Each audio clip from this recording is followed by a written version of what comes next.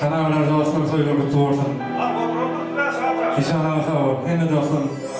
Behval evlemeli hatta bu odayından birine istereyim. Mahmur Kefran sen bulup bakar gülüp bakanlı. Korkmadım hiç daha da vakit için sen vadi cahanlı. Ortağladım ne ettim? Yerine keçine gittim. Bettim şeyine bettim ecem sen vadi cahanlı.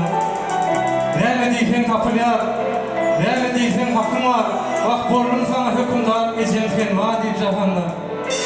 Ona yetsek de çağır, ondan ötsek de çağır. Alaslan, ölünsek de çağır. Bak ecem sen vadi cahanlı deyip senin için bana daydımlarına devam edin. Aramızda bağlanan Allah'ımıza ömür versin. Aramızda yokluğun Allah can cennetten olsun. Senin için. Öyle dostlar, ömrümün olsun. Sağ olun.